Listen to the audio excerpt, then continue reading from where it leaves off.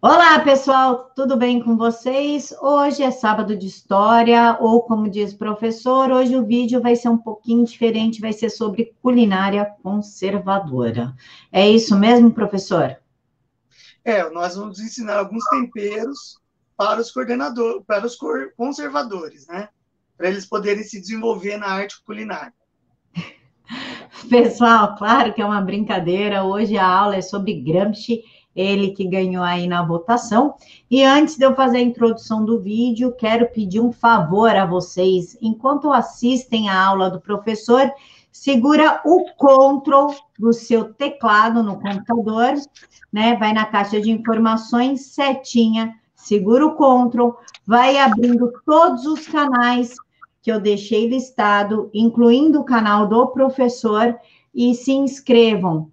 Não, Camila, mas fulano é sensacionalista, ciclano faz clickbait. Cara, só se inscreve para ajudar os canais de direita a ter relevância. A lista está toda aqui na caixa de informações. E agora sim, nós vamos ao ponto X do vídeo sobre Gramsci. As teorias de Karl Marx, na primeira metade do século XX, passam por intenso e profundo processo de revisão na tentativa de viabilizar sua aplicação à realidade de uma nova sociedade.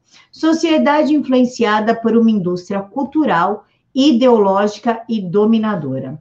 Nomes como Karl Manning, George Lucas, Antônio Gramsci, entre outros, dedicaram-se a este tema. Coube a Gramsci a proposição da teoria da hegemonia cultural, que revoluciona a questão de como colocar no poder conceitos marxistas em sua totalidade.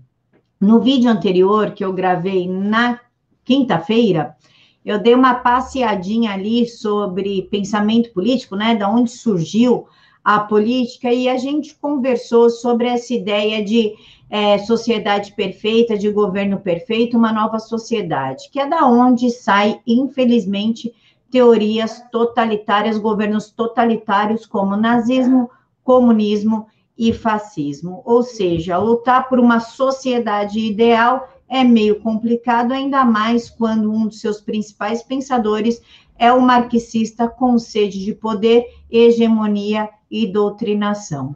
Professor, o microfone é todo seu. Obrigado, Camila. Agradecer aí o espaço, primeiramente, né, Camila? Obrigado por ceder o espaço. É um prazer sempre estar aqui com seus espectadores, seus inscritos no canal. Eu agradeço bastante esse espaço. Então, a gente tem que entender a vida e obra do Gramsci como uma forma de revisionismo marxista, como a introdução da Camila falou. A partir de 1918, com o final da Primeira Guerra Mundial, a gente tem uma série de pensadores que começam um revisionismo da teoria marxista, porque ela corria o risco de ser estática, certo? Como aconteceu na Revolução comunista na União Soviética e como ela aconteceu na Revolução Comunista Chinesa naquele período, certo? Então, essa parte de ficar totalmente imóvel a teoria não cabia no século XX. O século XX ele tinha uma série de transformações tecnológicas, uma série de transformações sociais, a vida da população estava melhorando com relação a acesso a diversos bens culturais, de saúde e de conhecimento, que fazia com que a teoria marxista precisava passar por esse revisionismo, certo?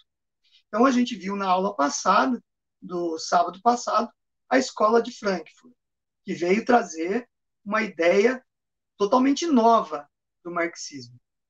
Gramsci, ele também bebeu desta fonte, mas ele inovou na forma de enxergar o marxismo. Então, a gente vai entrar nessa questão no decorrer desta aula. Gramsci, ele nasceu em 1891. O pai e a mãe dele tiveram 7 filhos. Ele era o 4º filho dos 7. O pai, quando ele ainda era muito novo, Gramsci, o pai foi preso, acusado de falsidade ideológica. Então, a família acabou passando vários sobressaltos. O pai dele pegou aí uns quase 6 anos de cadeia.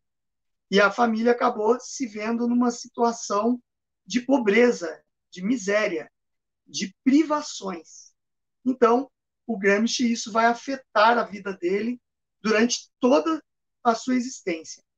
Ele era um bom estudante, disciplinado, nas escolas da sua cidade pequena, lá que ele morava na Itália, e ele se destaca muito na parte da língua italiana, né? Da literatura, principalmente. E daí, quando ele se forma no correspondente nosso ao ensino médio, ele ganha uma bolsa de estudos para estudar em Turim. Turim era uma cidade do norte da Itália, é uma cidade do norte da Itália, mas lá pelos anos 1910, até um pouquinho antes, ela estava se desenvolvendo como uma cidade industrial.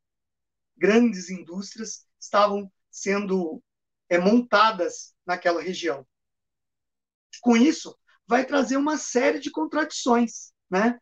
Vai fazer uma classe trabalhadora, operária, começar em número a crescer demais, e, ao mesmo tempo, sindicatos começam a trabalhar essa classe proletária.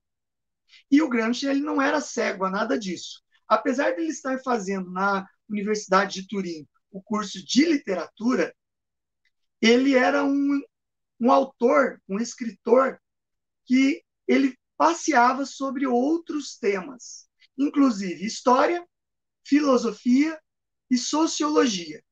E era um crítico literário, que era o caminho natural que ele seguiu na universidade. Então, ele era inquieto.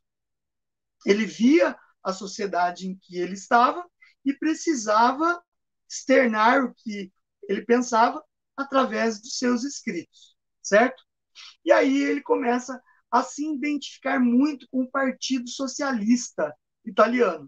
O Partido Socialista Italiano, ele tinha, a Itália era um berço do anarquismo também, e tinha vários pensadores anarquistas, tinha vários pensadores anarco-sindicalistas e comunistas.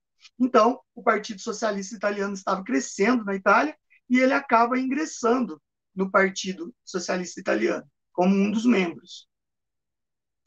Ele começa a escrever num jornal chamado Avante. Esse jornal Avante, para quem assistiu aulas lá atrás, aí no canal da Camila, que eu dei sobre fascismo e nazismo, vai ver que o Benito Mussolini, que era um comunista, ele chegou a diretor editorial desse jornal Avante, alguns anos antes do Gramsci assumir o papel de colunista nesse jornal, certo? Então você vê aí alguma similaridade, alguma não, total similaridade entre os regimes totalitários, né? Depois, a partir de 1919, o Mussolini vai seguir a sua história aí dentro do regime fascista, né? A construção do fascismo na Itália. Até então, o Gramsci, ele era um colunista do jornal Avante, se interessava por esse assunto, mas o socialismo, ele era visto por Gramsci como brando, de ideias brandas. Então, ele acaba se associando a outros estudantes e até teóricos partidários do comunismo, e ele acaba fundando o Partido Comunista Italiano. E daí, a partir do Partido Comunista Italiano, ele vai fundar várias linhas editoriais, revistas e jornais de divulgação panfletária do comunismo na Itália. Vocês não podem desassociar esse crescimento do comunismo na Itália com o crescimento de outro regime totalitário como o comunismo, que é o fascismo. O fascismo estava despontando com grande força e o comunismo estava se organizando com a sua base proletária nas fábricas. É nesse ambiente que o Gramsci começa a crescer como um intelectual do comunismo. Logo em seguida, em 1922, ele funda o Partido Comunista em 1921. Em 1922, ele e diversas personalidades do mundo comunista, inclusive do Brasil, Luiz Carlos Prestes, eles são convidados a irem participar de uma das internacionais comunistas lá na União Soviética, né? Onde o Lenin tinha acabado de se impor como ditador comunista.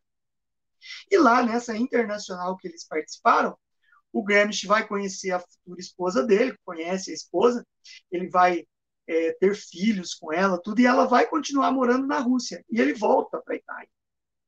E nessa internacional comunista, é dito que eles precisavam combater os regimes totalitários opostos ao comunismo. Só o regime comunista totalitário poderia permanecer, certo? Então, eles tinham essa missão.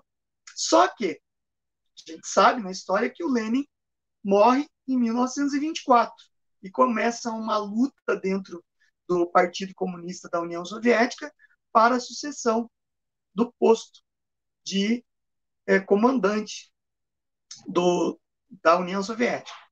E o Stalin ele consegue afastar Trotsky do poder e se impõe como grande ditador até 1954, quando ele falece. É nesse momento que o Gramsci começa a se afastar das ideias stalinistas. Ele começa nos seus escritos, nas suas colunas, nos editoriais das revistas e jornais italianos comunistas, ligados ao partido que ele ajudou a fundar, a fazer críticas ferrenhas a Stalin. Ele defende a linha trotskista. Trotsky teve que se exilar no México, certo? Então estava fora do páreo lá do comunismo efetivamente implantado na União Soviética. Então, o Trotsky ele foge para o México e daí deixa na mão quem era de uma convergência trotskista. O Gramsci ele se sente livre daí para criticar Stalin e para produzir material de pensamento filosófico, certo? Bem, ele teve uma vida muito difícil, mesmo ele sendo um dos mentores e fundadores do Partido Comunista, ele passou muitas necessidades, que marcou demais a filosofia e as teorias dele. Ele acabou sendo preso logo depois que o fascismo se implanta na Itália, não por perseguição a ele. O Mussolini quer calar todas as vozes, não é só dos irmãos totalitários como os comunistas, né, que são os irmãos do fascismo, mas também cala os democratas, os conservadores, os de linha mais liberal. Ele caça todo mundo na Itália, fecha todos os partidos. Passa a ter um regime de partido único na Itália. Partido fascista italiano. E o Gramsci acaba preso nesse contexto. Ele é condenado, diversas condenações, né? Até de traição à pátria italiana, e ele é condenado a 20 anos de cadeia. Ele era muito novo, né? Ele tinha nem 30 anos ainda quando ele estava preso. Ele foi preso. E daí a família dele teve que se virar, né? A esposa e os filhos tiveram que fazer trabalhos mais grosseiros, trabalhos manuais para sobreviver, trabalho pesado. E ele, preso, ele escreve um conjunto de cartas que depois vão ser transformadas na sua teoria, que são chamadas de as cartas do cárcere. Nas cartas do cárcere, ele teve muito tempo para escrever, ele coloca todo o cerne das políticas filosóficas dele, do que ele propunha como revisionismo marxista, ok? Bom, ele vai falecer com 46 anos em 1937. Ele vai falecer. Ele vai ter problemas circulatórios, não se sabe ao certo se foi um derrame ou foi uma apoplexia, mas ele faleceu na cadeia. Nesse tempo que ele ficou preso, antes de o Hitler ter rompido lá no Tratado Germano-Soviético os stalinistas, tentaram um acordo de troca de prisioneiros, para que também o Gramsci fosse beneficiado e fosse solto e partisse para morar na Rússia lá com a família. Mas esses acordos fracassaram à medida que o Hitler invadiu a Rússia, começou a ter muito atrito com a Rússia, porque a invasão só aconteceu em 1941, né? Então, o Gramsci falece antes, em 1937, durante as negociações desse acordo que vinham desde 1935, de troca de prisioneiros, tá bom? Bom, então, o Gramsci tem toda a sua produção intelectual reunida em cartas escritas no cárcere, durante 11 anos. Ele ficou preso. Acontece que ele era um mero desconhecido dentro do regime comunista mundial, certo? Dentro do pensamento comunista mundial, ele era um mero desconhecido. E os escritos dele não tiveram grande importância mundial, tiveram importância local, na Itália apenas. Alguns ainda leram. Foram alguns divergentes dele que acabaram reunindo seus escritos na década de 50, pós a Segunda Guerra Mundial, em 1945. Mas foi na década de 50 que se transformaram em livros vendáveis e trouxeram muito lucro para as pessoas, para os comunistas que começaram a divulgar as ideias de Gramsci. Tá? Daí ele é reconhecido no mundo acadêmico como um pensador comunista. Só na década de 50, quando ganha notoriedade a obra dele, certo? Então, dos escritos dele, ele cai muito em contradição em alguns momentos. É como os analistas dos escritos de Gramsci falam que ele revisita temas a todo momento e muitas vezes ele contradiz o tema que ele revisitou. Mas é como se fosse um alvo em que você dá 30 tiros, você erra 28. Mais 2 tiros ele acertou bem na mosca para os comunistas. Tá? Então, a gente vai ressaltar agora, vou tentar explicar para vocês de uma maneira bem fácil de entender, menos complexa, 2 pontos da teoria gramsciana que são importantes para o entendimento de como o comunismo se renovou a partir da segunda metade do século XX e que nós vivemos até hoje muito da teoria gramsciana no nosso dia a dia. Tá bom? Então, o primeiro é a questão historicista marxista de Gramsci. O que seria questão historicista marxista? Como foi falado na aula passada, se a gente pensar apenas na teoria de Marx como uma teoria fechada, de verdade absoluta, e que ela pode ser movimentada através do tempo nos mesmos padrões, ela não sofre adaptações. Ela é uma teoria fechada, certo? Os revisionistas não acreditavam nisso. Com o decorrer do tempo, a história, o contexto histórico, influenciaria nas mudanças. Então, era preciso sair daquele engessamento da teoria marxista, que era vista por muitos marxistas ortodoxos como uma teoria fechada, de luta de classes incessante, a superestrutura, a microestrutura e tal, tinha que ser revista. Não podia manter isso como uma coisa estanque, parada, que fosse, foi implantada na Rússia, não deu certo, vamos implantar em outro lugar nos mesmos moldes. Não daria certo. Então, o Gramsci, ele é um pensador marxista historicista. Ele acredita que a história é galopante, ela vai passando e vai se transformando. Toda a teoria vai passando por adaptações à medida que o tempo passa. É influenciada pelos acontecimentos da história, do momento em que a pessoa está vivendo. Certo? Então, não existe para Gramsci uma verdade absoluta, uma verdade imutável, um conjunto de leis marxistas que são imutáveis. Ele já refuta esse tipo de pensamento. Isso é chamado, esse historicismo gramscista, é chamado de ideologias historicamente orgânicas. Certo?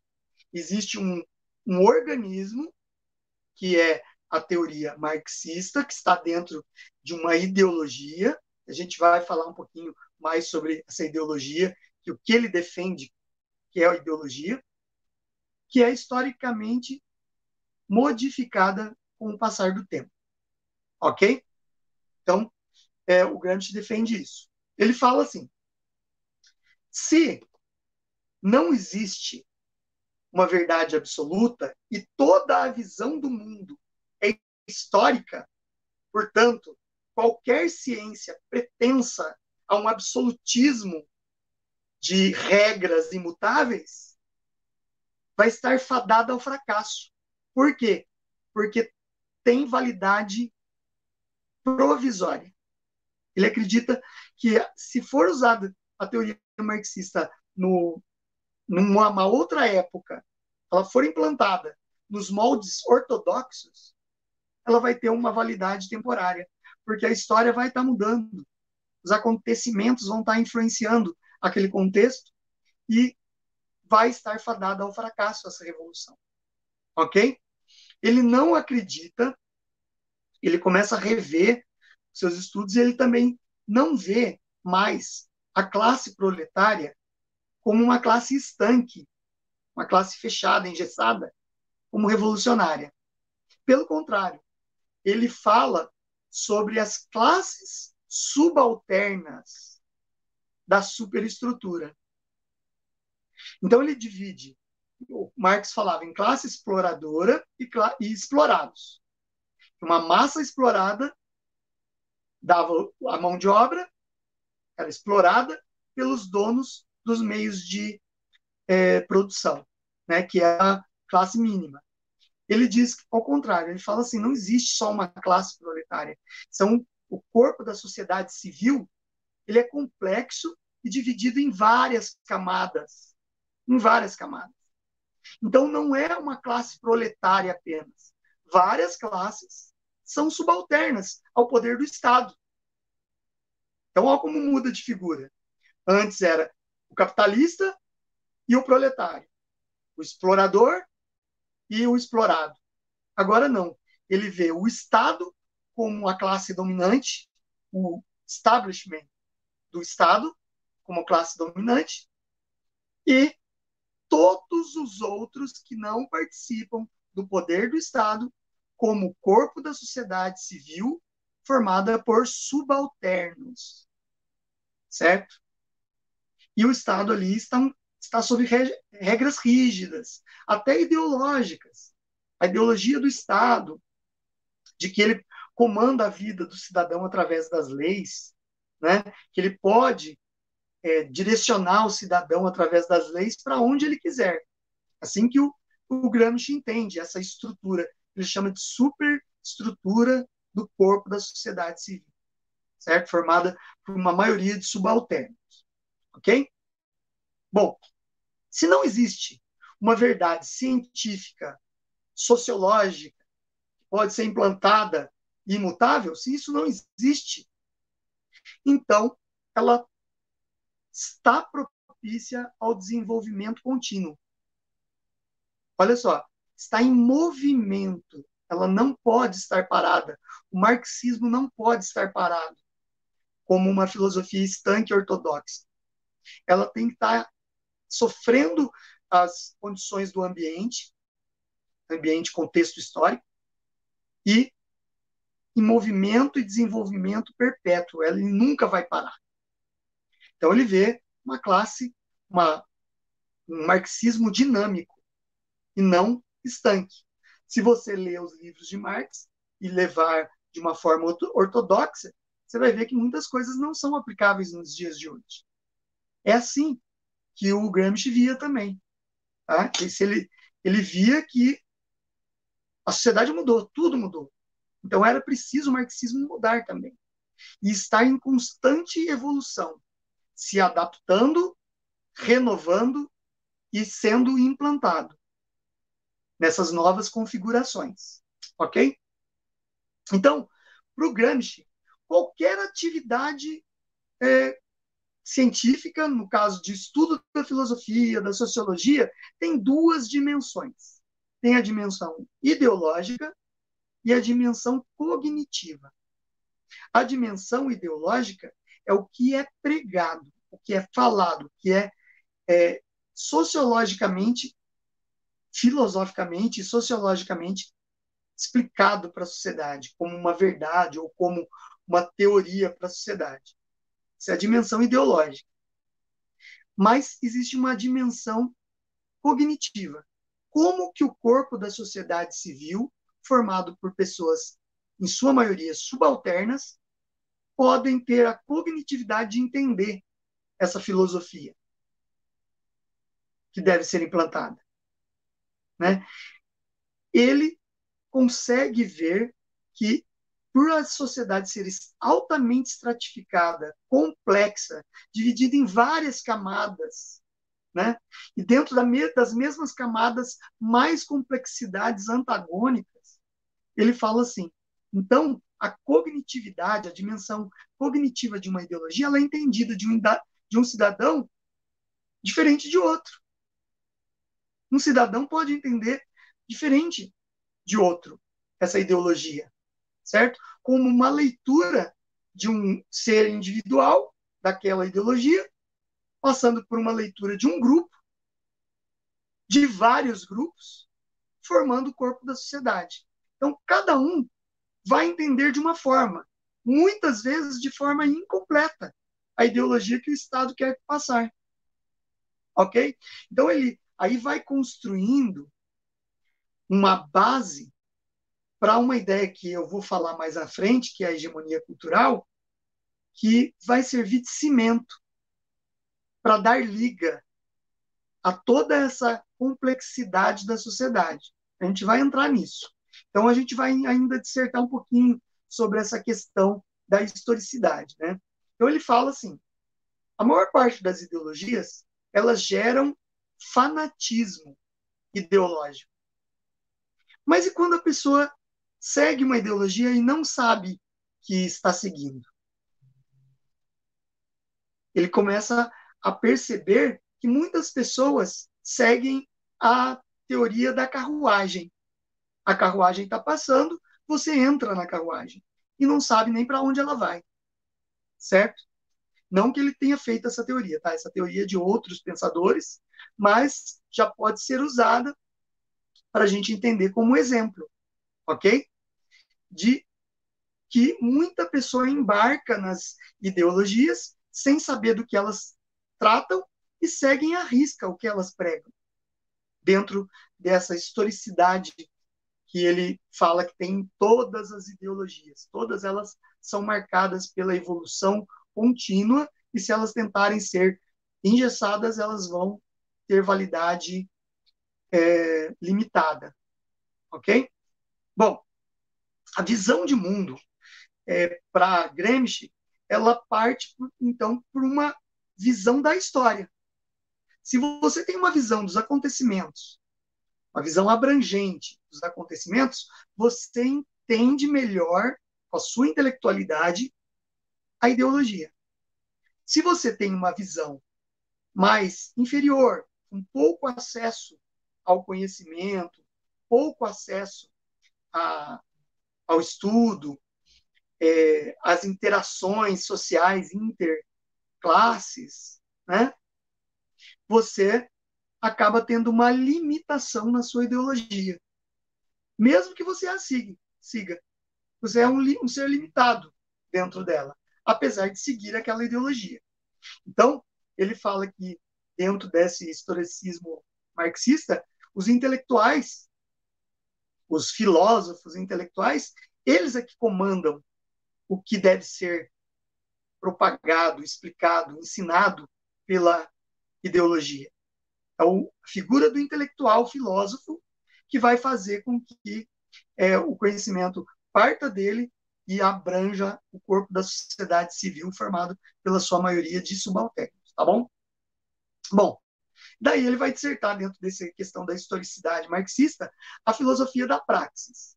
A gente falou na aula passada disso também. O que seria a filosofia da praxis? Como se implantar uma filosofia, uma ideologia, na prática cotidiana, ou seja, no dia a dia. Como implantar? Só explicando? Só um filósofo lá, numa torre, escrevendo e pensando a sociedade, ele já vai estar colocando em prática? Não. Ah, não, as pessoas vão estudar aquele filósofo. Não vai abarcar toda a sociedade. É preciso colocar a teoria na prática do dia a dia, não só na explicação dialética do dia a dia, certo? Ele pensa desta forma, que a filosofia sem a prática, ela acaba não se efetivando, certo? Ela acaba não entrando na cognitividade do corpo da sociedade civil, certo? Bom, então, ele fala de dois argumentos para que isso seja levado adiante. Ele fala assim: toda ideologia visa consolidar interesses opostos. Né? Uma pessoa gosta disso ou daquilo, mas a ideologia fala que tem que ser de tal jeito. E daí aquelas pessoas tentam, através da ideologia, conciliar os interesses opostos. Ele fala isso. Então, são opostos e muitas vezes contraditórios. Toda ideologia acaba enfrentando isso no seu decorrer, ok?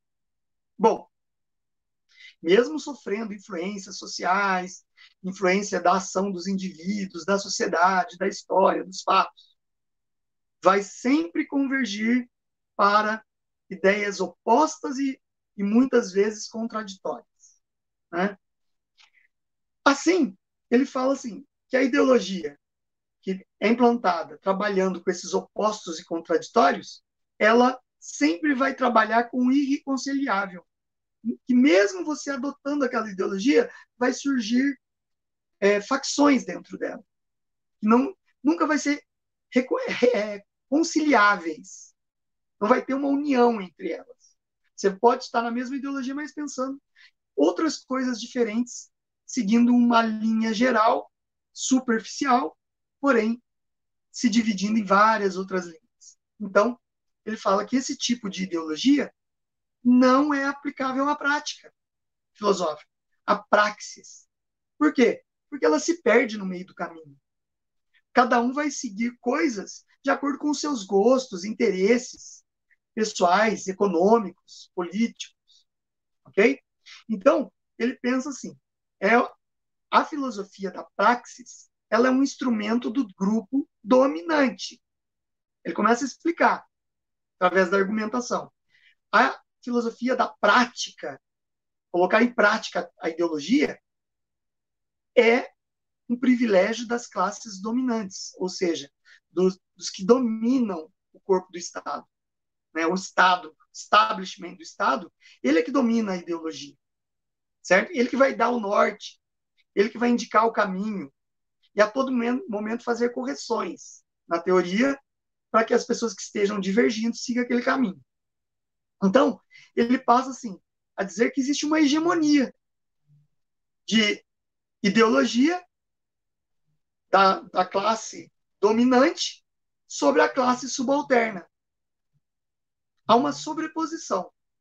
A ideologia dominante é feita pelos dominadores e eles corrigem o caminho se as pessoas estiverem saindo através de leis, através de mudança de costumes e tudo mais, mas toda essa ideologia vai sobrepor a classe subalterna.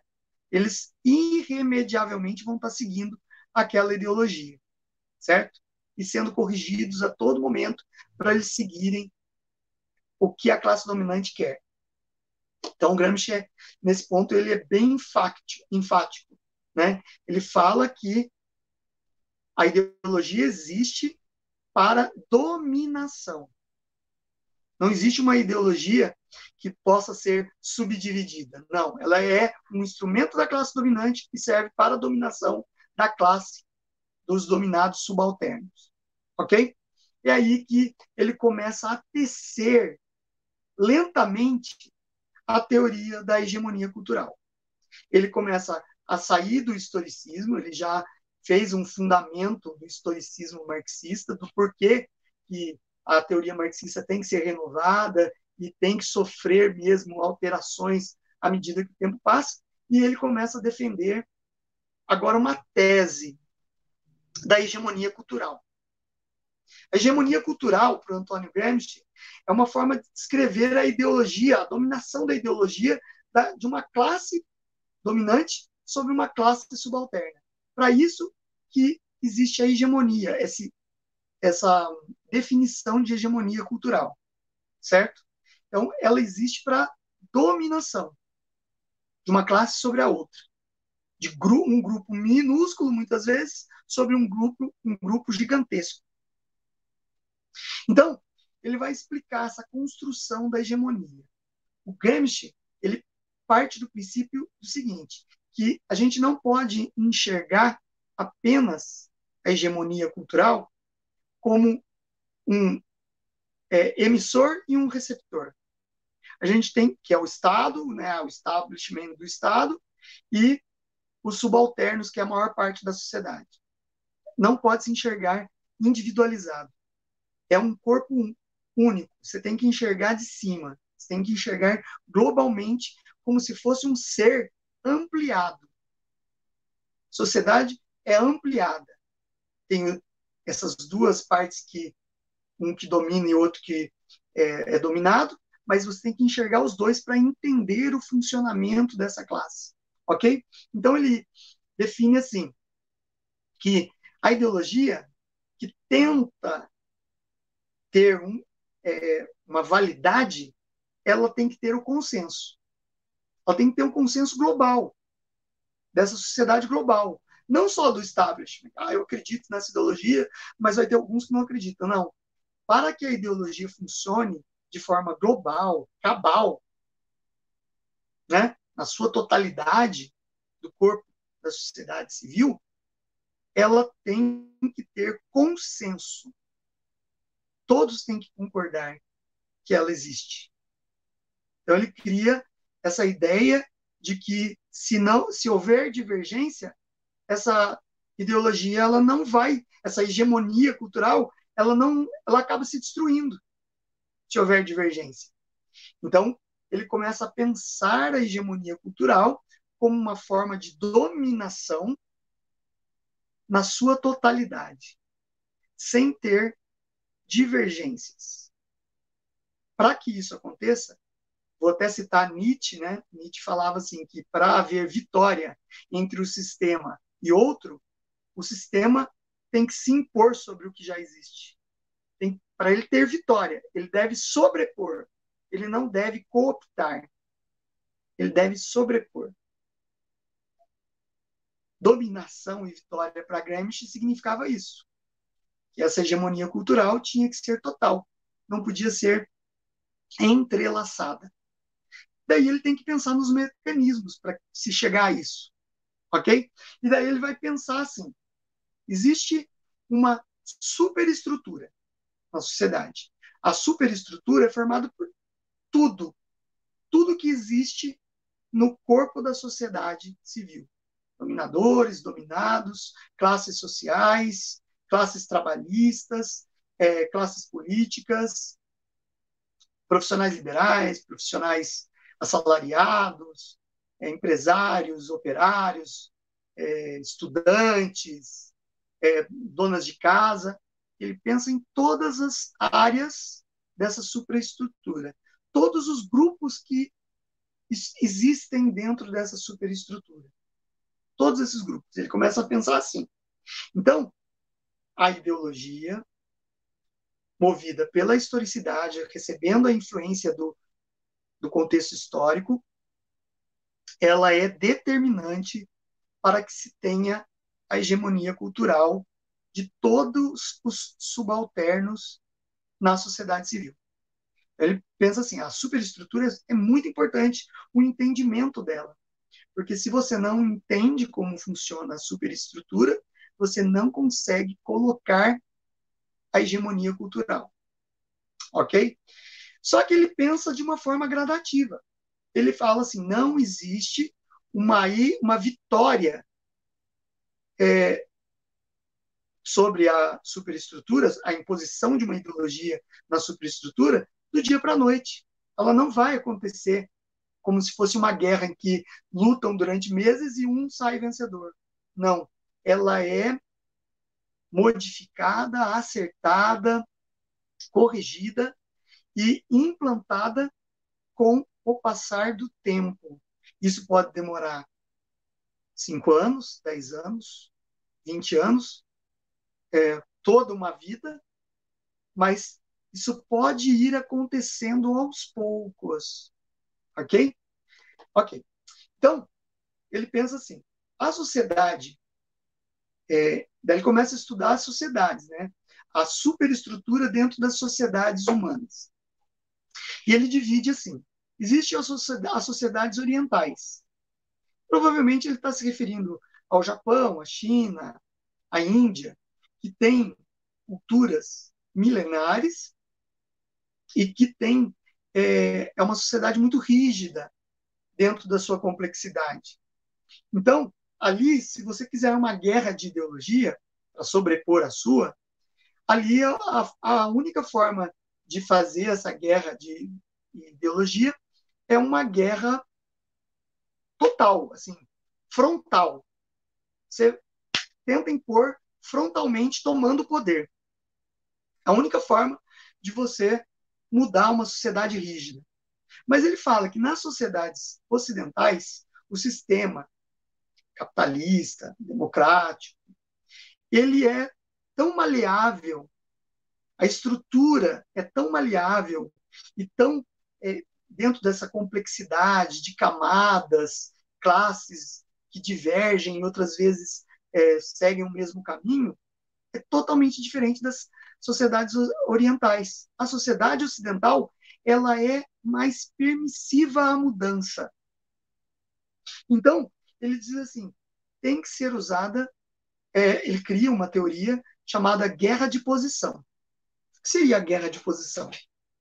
É aí que a gente vê aquela frase se popularizou muito falar do Gramsci, né? Que é a ocupação dos espaços. Espaço significa você marcar uma posição. Essa é a guerra de posição do Gramsci. Ele diz assim, que a forma de implantar uma ideologia na sua totalidade nas sociedades ocidentais tem que ser através de uma guerra, entre aspas, não é guerra com armas, é uma guerra de posição. Você tem que ocupar posições dentro da sociedade. É como se fosse uma revolução sem revolução. Nossa, professor, você está ficando louco? Não. Gramsci dizia assim, é uma revolução que você vai mudando certos aspectos de um local dentro da superestrutura sem ferir o tecido social. Aquela imagem de democracia, aquela imagem de capitalismo, ela se mantém, mas toda a superestrutura está infectada. Vou usar a palavra aqui, é uma livre expressão minha, tá? Vai estar infectada por uma ideologia que está sendo implantada aos poucos, ocupando as posições dentro da superestrutura, desde as posições mais limitadas, menos intelectuais, com pouca mobilidade e sociabilidade, até as grandes posições sociais, que têm mais contato, mais troca. Você vai ocupando essas posições. isso foi chamado de guerra de posições, guerra de posição, por Gramsci, certo? Espero ter feito entender isso aí da guerra de posições, de posição, tá bom? Então ele diz assim, a sociedade capitalista ocidental, ela já sofre um problema de hegemonia porque ela é muito permissiva, ela é muito estratificada e complexa, isso faz ela ter um problema de controle e de direção. Eles não conseguem direcionar todos, porque até vai contra o próprio sistema pregado pela democracia, que tem que haver divergências a todo momento. Então, a guerra de posição você entra como divergência em muitos momentos, só que você vai formando as divergências, vai amplificando as divergências dentro de uma sociedade permissiva, que vai permitindo a entrada dessas divergências nas diversas camadas complexas do corpo da sociedade civil, certo? Então, na prática, é assim, um organismo que ele vive de uma certa forma e que ele vai sendo tomado aos poucos por uma doença.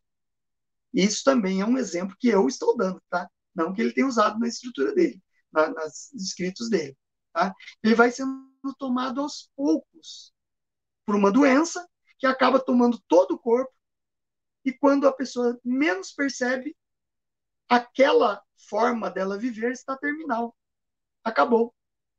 E sobrevém o que a matou, que é a doença. Ela persiste. Ela se constitui, certo? Então, numa linguagem mais simples, o Gramsci ele dizia que à medida que o tempo for passando, à medida que a ideologia contrária à sociedade ocidental vai ocupando posições dentro desta guerra de posições, ela vai fazendo uma revolução sem revolução, ela vai conquistando mais pessoas, vai formando uma grande corrente e as pessoas vão vivendo naquela realidade, né, dessa nova influência, e quando ela menos percebe, ela já está praticando a ideologia que está sendo imposta, que no caso seria o marxismo de Gramsci, certo? É lógico que ele vai usar a indústria cultural para isso também, né? A cultura é uma forma de dominação ideológica. A escola de Frankfurt disse isso. É uma forma de você dominar é você dominar a cultura. E o Gramsci ele tinha total ideia disso, que uma das formas complexas da nossa sociedade, da nossa superestrutura da sociedade civil, é a hegemonia cultural. E essa indústria cultural ela precisava ser dominada. Dominada através da força? Não. Dominada aos poucos com obras, escritos, peças teatrais, poemas, que fossem colocando os ideários da ideologia marxista, certo? Como se fosse uma coisa natural. Ah, é um intelectual, ele está falando a arte dele, mostrando a arte dele. Mas daí já está embutido ali a ideologia dessa hegemonia cultural que ele fala, que tem que ser imposta aos poucos, gradativamente. Ok? Então, para a gente já caminhar para o final, a gente ouve muito assim, principalmente nas redes sociais hoje, quando conservadores falam assim, Gramsci defendia não vamos conquistar quartéis, vamos conquistar escolas. Na verdade, ele nunca falou isso. Mas dentro dos estudiosos e das pessoas que propagaram o pensamento gramscista, acaba sendo um pensamento natural. Ele não pregava uma revolução armada, ele não via a classe proletária como uma classe historicamente revolucionária. Ele ampliava a classe proletária para todo o corpo da sociedade civil, certo? E que tomar todos os aspectos da vida da sociedade era mais importante do que você dominar quartéis à força, dominar a sociedade através das armas. Por quê? Porque com o decorrer do tempo você chegaria ao poder com essa ideologia. E você naturalmente expandiria essa ideologia como classe dominante do Estado, certo? Então, a teoria gramsciista ela acaba sendo muito efetiva na prática. É o que nós assistimos no Brasil e até nos Estados Unidos nos últimos 30 anos. Né? Não que a classe, você vê aí uma multiplicidade de partidos de centro, centro-esquerda, que a gente chama aqui de centrão, e de esquerda tal.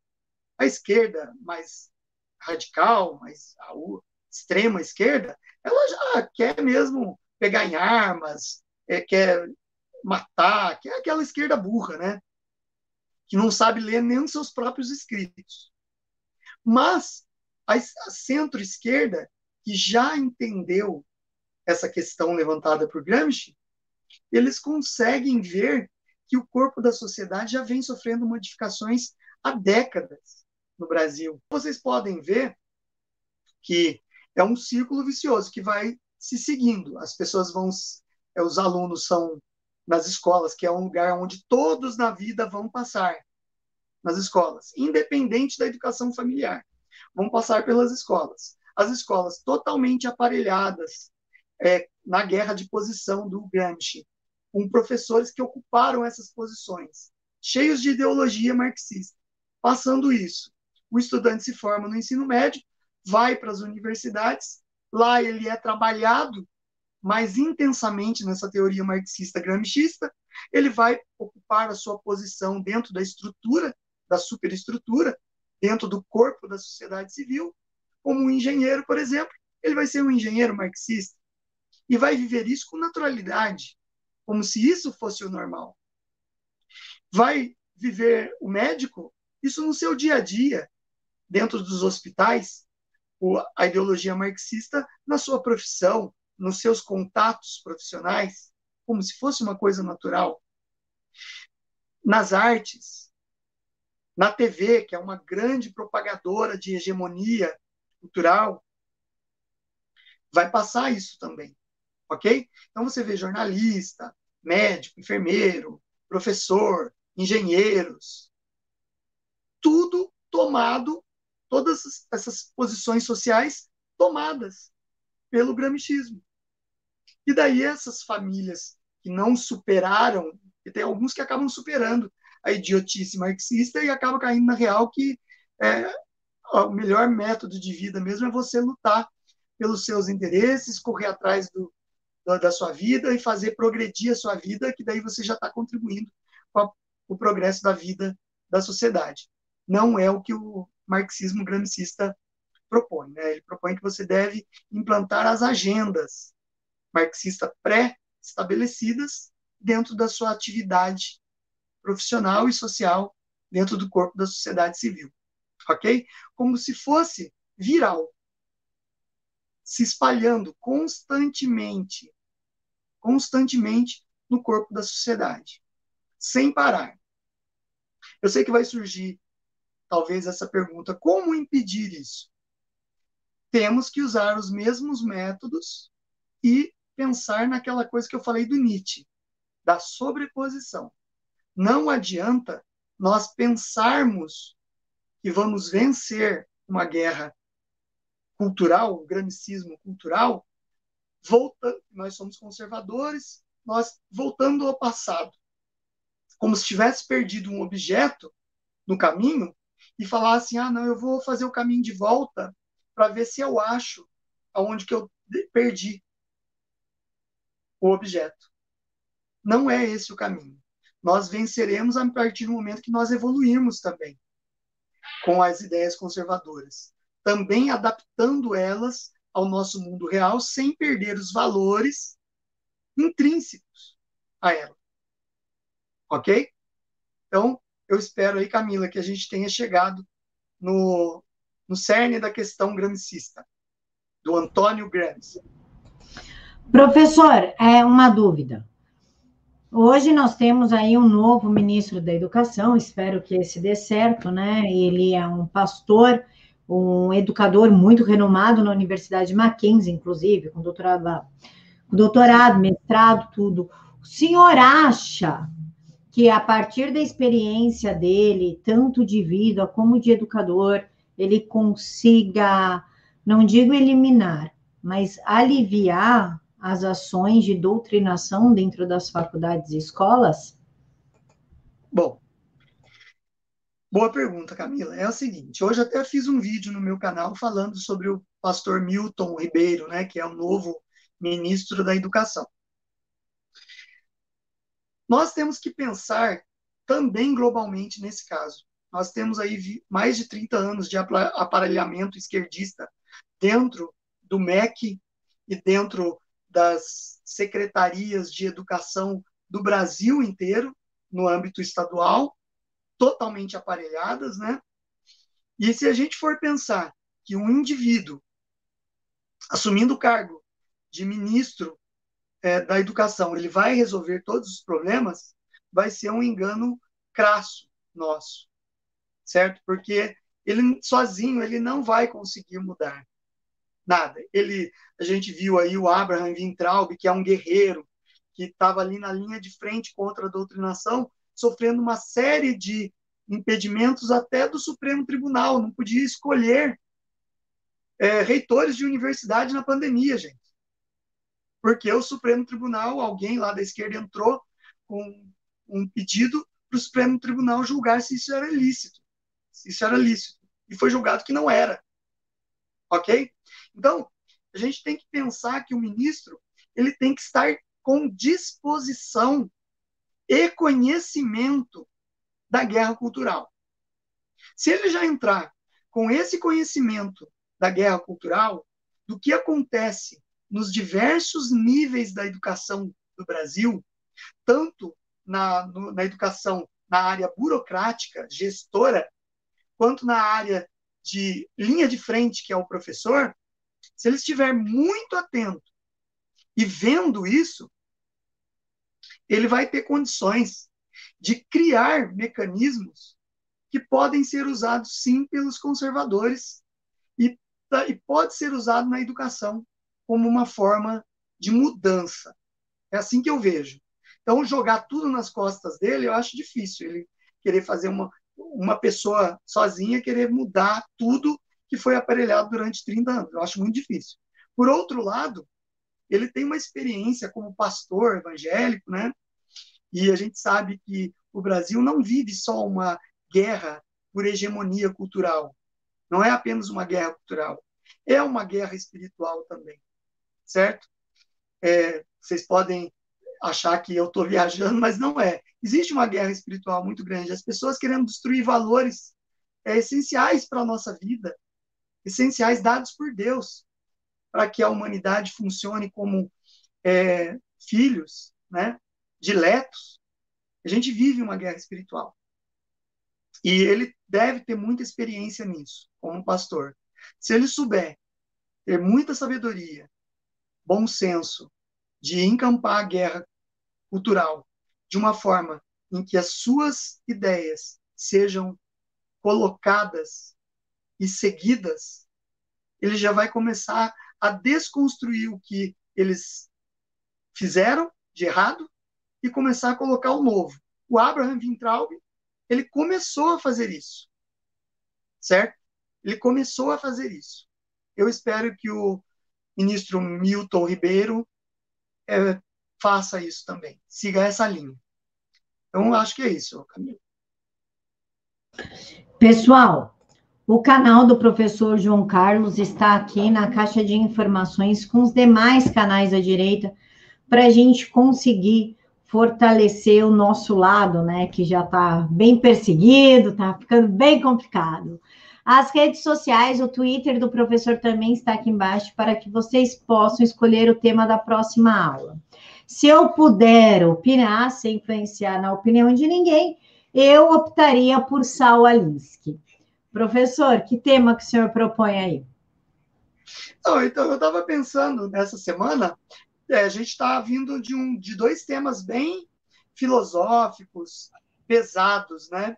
Eu proporia um tema mais histórico, né? Para conhecimento histórico, que redesenhou o século XX. Eu estava, na minha humilde percepção, a gente pode retomar temas filosóficos mais lá para frente, mas eu acho que a gente devia trabalhar um pouco a Primeira Guerra Mundial, porque ela desenhou o século XX, né? Ela foi a semente da Segunda Guerra Mundial. Então seria interessante a gente estar trabalhando um tema histórico. Mas, por que não o que você falou, né? Vou pôr em votação. Coloque em votação. Pessoal, votem. As enquetes ficam tanto no canal do professor, na aba Comunidades, como no Twitter. Professor, muito obrigada pela aula. Eu que agradeço, Camila. Foi um prazer estar aí com vocês. Espero ter tirado muitas dúvidas com relação à teoria gramscista. Pessoal, um mega beijos no coração de todos. Fiquem todos com Deus e até mais.